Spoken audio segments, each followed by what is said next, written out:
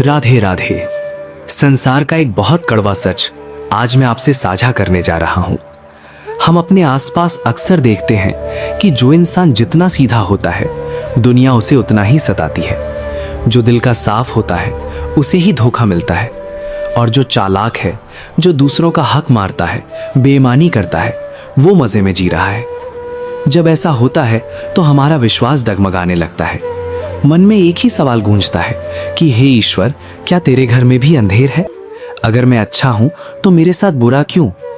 अगर आज आपके मन में भी यही पीड़ा है तो ये वीडियो आपके जीवन की सबसे महत्वपूर्ण वीडियो होने वाली है। आज हम जल्दबाजी नहीं करेंगे। आज हम श्री कृष्ण के पास बैठेंगे और बहुत विस्तार से समझेंगे कि हमारे आंसुओं का हिसाब कैसे रखा जाता है। अपने मन को बिल्कुल शांत कर लीजिए, दुनिया के शोर को भूल जाइए और मेरे साथ एक बार प्रेम से बोलिए, हरे कृष्णा। ये उस समय की बात है जब महाभारत का युद्ध समाप्त हो चुका था।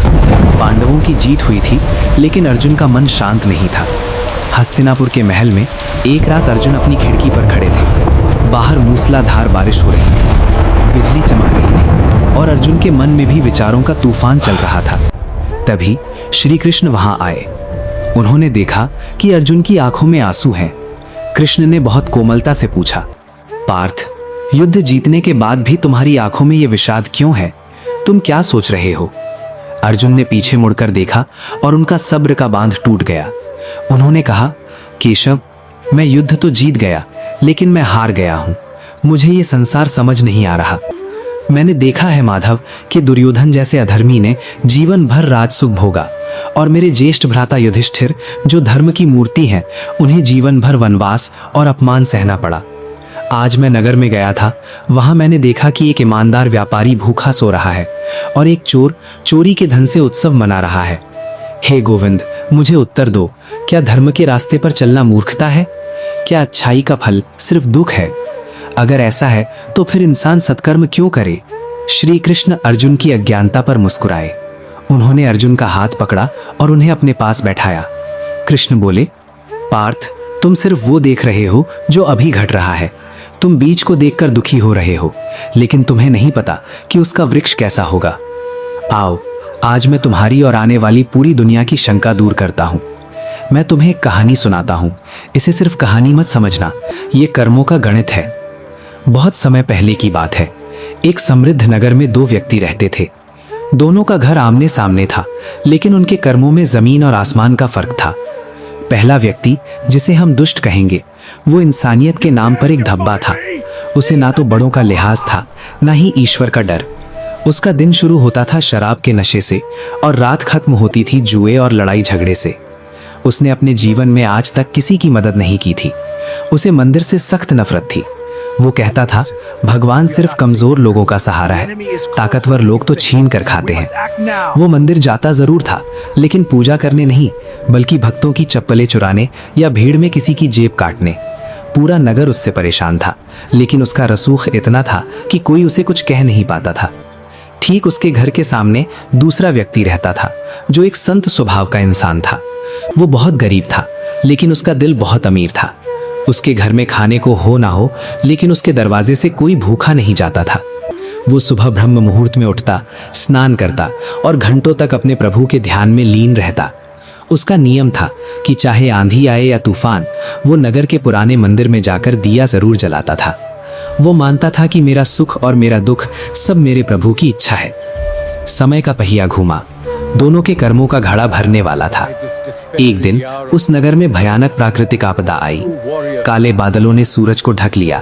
ऐसी बारिश हुई कि गलियां नदियों में बदल गईं। बिजली की गड़गड़ाहट से धरती कांप रही थी। नगर के सारे लोग अपने घरों के दरवाजे बंद करके दुबक गए। किसी की हिम्मत नहीं थी कि बाहर कदम रखे। लेकिन वो भक्त, वो अपनी भक्ति में अटल था। उसने सोचा, आज इतनी बारिश है, पुजारी जी भी शायद ना आ पाए। अगर मैं भी नहीं गया तो आज मेरे प्रभु अंधेरे में रहेंगे। ये सोचकर वो उस तूफान में निकल पड़ा। रास्ते में कई बार गिरा, घुटने छिल गए, कपड़े कीचड़ से सन गए, लेकिन वो रुका नहीं। भीगते हुए, कांपते हुए वो मंदिर पहुंचा और भगवान के सामने दिया जलाया।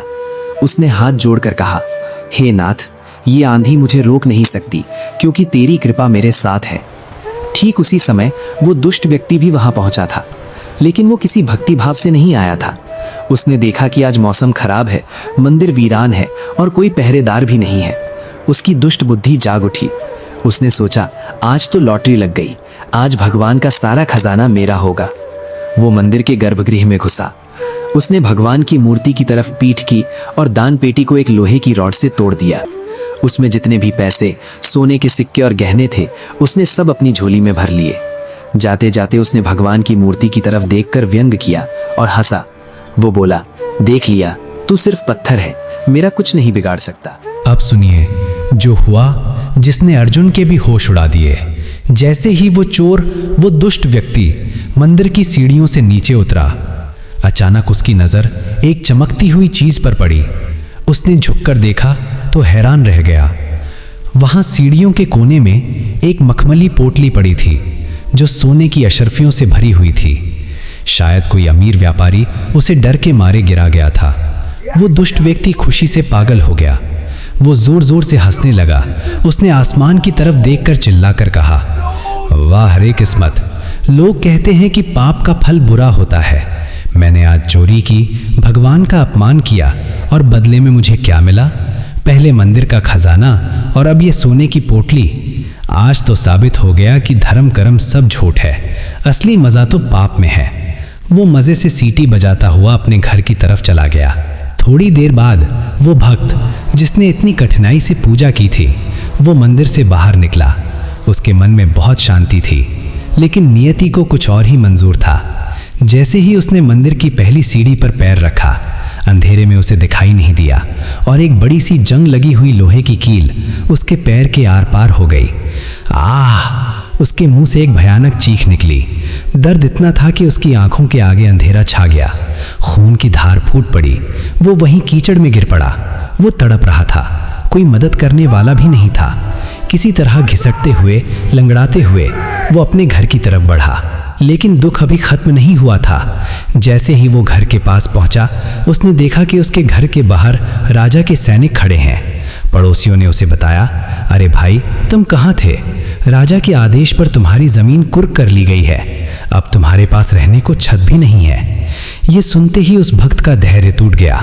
उसका विश्वास कांच की तरह चकनाचूर हो गया। उसने आसमान की तरफ देखा। बारिश की बूंदों के साथ उसके आंसू मिल गए। उसने रोते हुए भगवान से शिकायत की, क्यों, आखिर क्यों प्रभु? मैंने कौन सा अपराध किया था? मैं आंधी तूफान में तुम्हारी पूजा करने आया और तुमने मुझे ये सिला दिया। पैर छलनी कर दिया, घर छीन लिया, सड़क पर ला दिया, और वो पापी जो तुम्हें लूट कर गया, उसे तुमने खजाना दे दिया। क्या यही तुम्हारा न्याय है? अगर यही न्याय है तो मुझे ऐसी भक्ति नहीं चाहिए। आज से मेरा और तुम्हारा रिश्ता खत्म। कहानी सुनाते सुनाते श्री कृष्ण रुक गए। अर्जुन का चेहरा गुस्से से लाल हो चुका था। अर्जुन बोले, केशव, ये कथा नहीं, ये तो अन्याय की पराकाष्ठा है। अगर आप वहां होते तो क्या आप उस भक्त के साथ ऐसा होने देते? मेरा मन ये स्वीकार नहीं कर पा रहा है। कृष्ण ने गहरी सांस ली और अत्यंत गंभीर स्वर में बोले, पार्थ, शांत हो जाओ।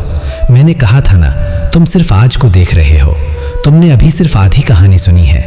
अब मैं तुम्हें वो बताता हूँ जो उस भक्त को नहीं पता था और जो उस चोर को नहीं पता था। अब मैं तुम्हें कर्मों के खाते का रहस्य बताता हूँ। ध्यान से सुनना पार्थ। जिस दिन उस दुष्ट व्यक्ति को सोने की पोटली मिली और वो खुश हो रहा था, तुम्हें पता है उसके भाग्य में उस दिन क्या लिखा था? उसके पूर्व जन्मों के कुछ बहुत ही प्रबल पुण्य कर्म थे, जिनका फल उसे आज मिलने वाला था।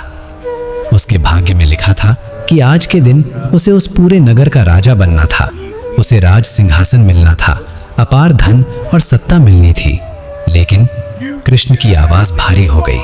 लेकिन उसने इस जन्म में इतने पाप किए, इतना अधर्म किया, भगवान का इतना अपमान किया कि उसके वो पहाड़ जैसे पुण्य घटकर एक राई के बराबर रह गए। वो राजयोग केवल धन योग में बदल गया। जो उसे राजा बनाने वाला था, वो उसे सिर्फ एक छोटी सी सोने की पोटली देकर खत्म हो गया। उसने अपना करोड़ों का नुकसान कर लिया और उसे लग रहा है कि वो फायदे में है। उसने अपना भविष्य अपनी ही मूर्खता से जला दिया। और अब उस भक्त की सुनो जिसे तुम अभागा समझ रहे हो। पार्थ, उसके पूर्व जन्मों के कुछ बहुत ही भयंकर पाप कर्म बाकी थे।